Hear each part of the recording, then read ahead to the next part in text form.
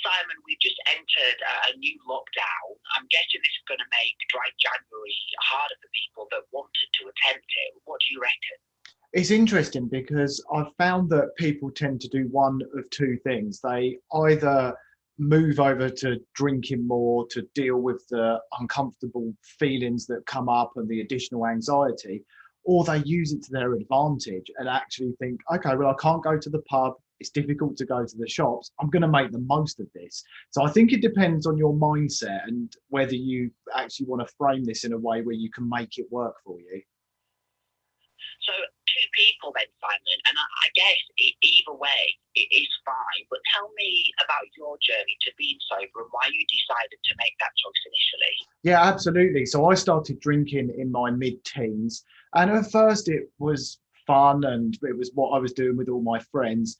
But slowly, as I moved into my 20s and moved in on my own, I was drinking every day, and I was drinking to cope with stress and anxiety.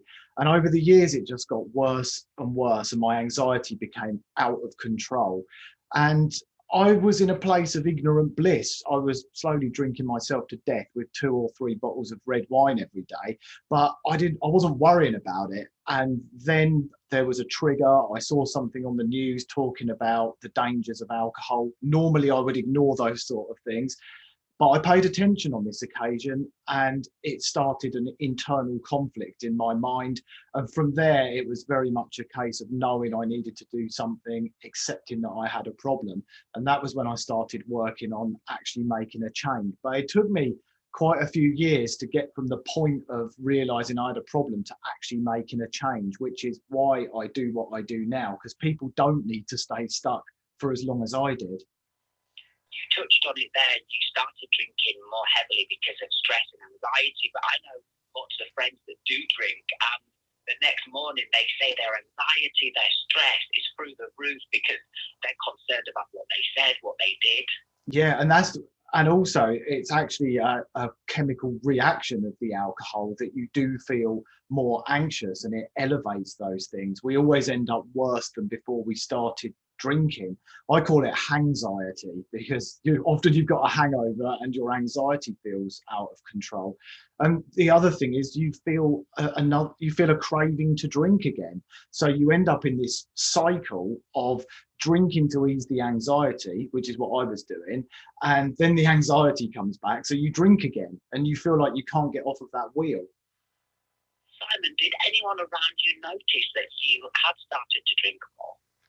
Not really. I was a home drinker, so I would drink red wine while I was sat in front of the TV most evenings. And really, other than my wife, I kind of kept it to myself, and I would drink wine boxes, so even she didn't notice.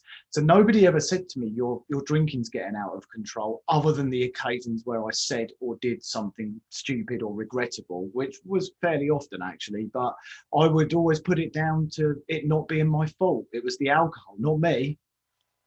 Simon, you said there about home drinking. As we enter lockdown, we're in lockdown now, many people will be alone in their homes, maybe feeling isolated and anxious. It's going to be a hard time for a lot of us. What advice do you have to anyone who maybe is concerned about their drinking habits during this period?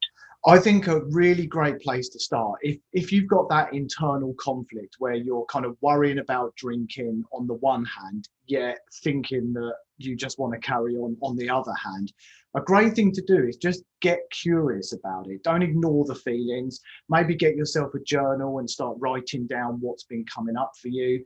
I run a Facebook sober community, which has got around 17,000 members. It's a completely free Facebook group. So you could join something like that to realize that you're not on your own. There's other people who'll be able to share tips and techniques and tactics. And the way I started was by getting what we call Quit Lit, which is a sober book. Obviously, I've written 2 books myself, and they can be such a great way to give you a structure and a strategy for reevaluating your relationship with alcohol. So just knowing then that you're not on your own with your Facebook support group, with your books, I've actually seen this Christmas time and a few of my friends saying, I've been sober for 365 days now, I've been sober for 24 days. I feel more people, especially younger people, are realising the dangers of alcohol, and knowing it's okay to say, I'm not having a drink anymore. You're absolutely right. There were some statistics last year that said 1 in 3 young people are either not drinking or they're drinking moderately. I think a lot of youngsters see alcohol as their parents' drug of choice. And actually now it's kind of cool to be sober. It doesn't come with the stigma that we might have identified with in the past. I don't identify as an alcoholic. I see being sober as a lifestyle choice because it allows me to be the best version of myself. Simon, would you have called yourself, back in the days when you were drinking, would you have called yourself an alcoholic? I've always tried to stay away from that actual term and not identify with it. I tend to call myself an overly enthusiastic drinker, but the fact of the matter is I was addicted to alcohol. Alcohol did its job on me. It's an addictive substance at the end of the day. So yes, I was addicted, and you could call it what you want to call it. That was the fact of the matter. Well, Simon, you're a sobriety coach now. You're sober. You're dry from alcohol. You mentioned the structure is important and setting those foundations and feeling supported. Your most recent book, How to Quit Alcohol in 50 Days, offers that support and offers that guidance and structure that people will need to get on the dry wagon. Yeah, exactly that. And I wrote it for people who've already taken a break from drinking and for people who've never taken a break from drinking. And the first half of the book, over 25 days, sets them up for making a commitment to take a break. It teaches them what they need to do. And then the second half is, all right, it's time to make a commitment. It's time to have a break.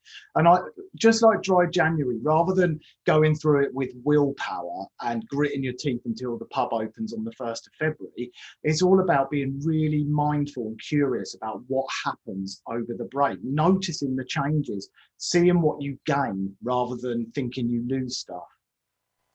Simon, thank you so much for sharing your story with us at a time when Dry January, lots of people starting their new habits. And now going into this lockdown, I'm sure you're going to offer a lot of people advice who are listening today. Absolutely. Yeah, thank you so much for having me on. And if anyone wants to reach out, they're welcome to join my group or connect with me through my website.